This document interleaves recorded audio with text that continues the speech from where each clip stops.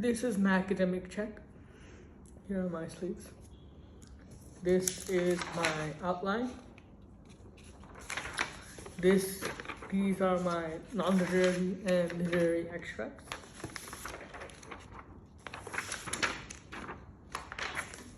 And this is my room. There's no way I could. Hello, this is my IO. My literary text is Fahrenheit 451 by Ray Bradbury. It's about Montag, a firefighter who is in a dystopian world where he's forced to burn books for his job. And he goes through an identity change as he learns the importance of books and knowledge. Well, we have, for non-literary text, we have Steph McCurry, who is an American photographer who does elusive color images, and his collection called Untold, which offers his significant works and all accompanied by his personal notes and memories from his past travels.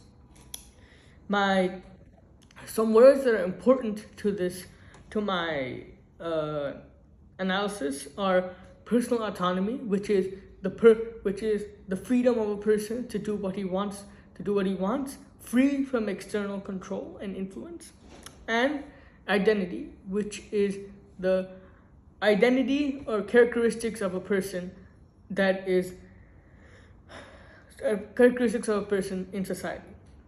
My FOI is culture, community, and identity. My global issue is identity, and my global issue statement is how do societal structures shape identity and limit individual autonomy.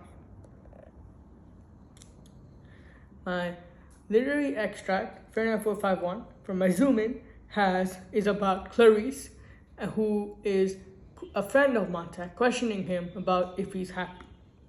The quote for my first thorough choice is, "Are you happy?" This is in line 3. And this is a rhetorical question, as this is a question that isn't easy to answer.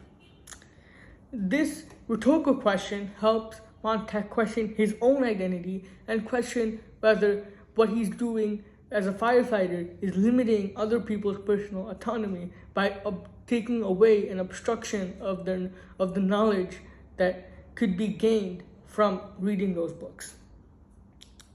The second authorial choice used is a metaphor in the quote, "Like a mirror to her face, impossible, for how many people did you not know that refracted her own light to you?" This is from line 20 to 21, and this is a use of a metaphor as we're comparing Clarice's face with a mirror, and this expresses how Clarice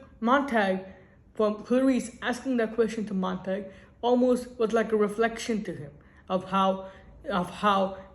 his life till now, and how he should change his life, and how the personal autonomy then identity that was taken away from him, and he should get it back. The zoom out, the first part of the zoom out was from Burning Bright, pages 139 to 141, where Captain Beatty is ordering Montag to burn down his house, and he obliges.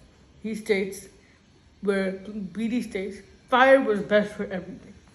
Fire is being personified in this quote as identity. The personification used helps express the burning of autonomy for Montag and creates this pivotal turning point in his realization that he should not have his personal autonomy and identity taken over by the societal structures in place in this book.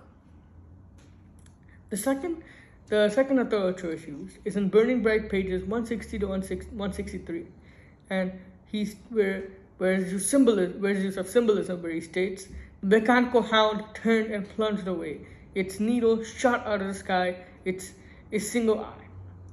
This conveys a symbolism of technological conformity, where the hound is this force of technological conformity, that restricts personal autonomy and restricts personal identity in the citizens of the city.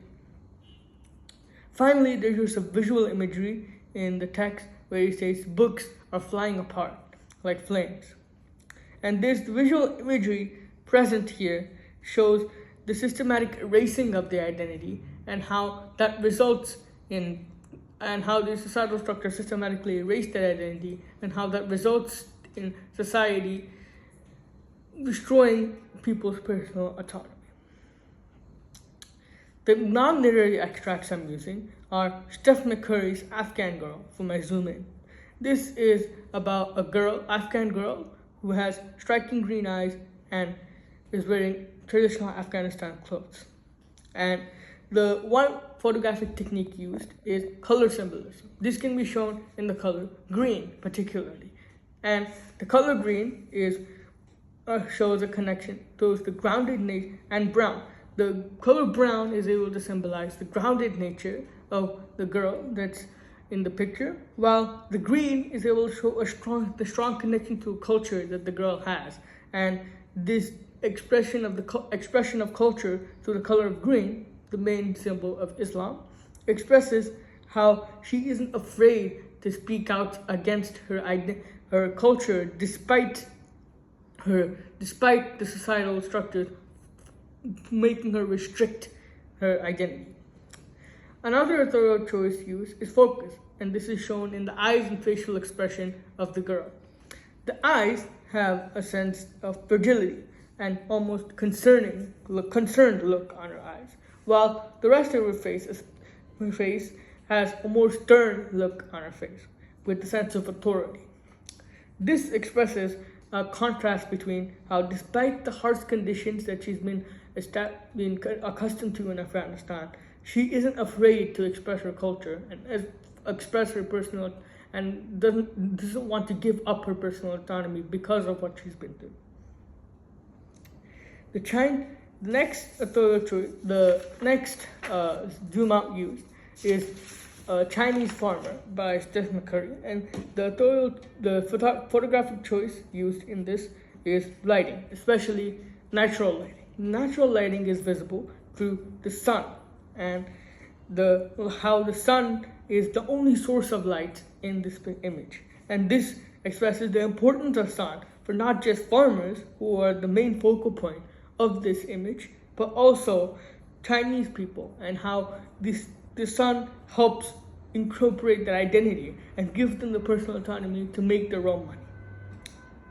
The next one used is called A Girl in a Mask, and it consists of a factory setting and a girl in a mask in the aftermath of a war.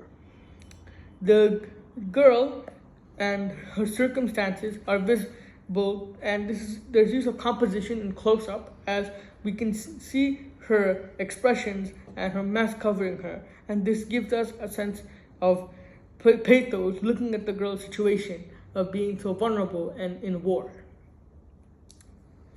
This expresses how despite her circumstances, she's able to show that she won't give up her personal autonomy or identity because of this.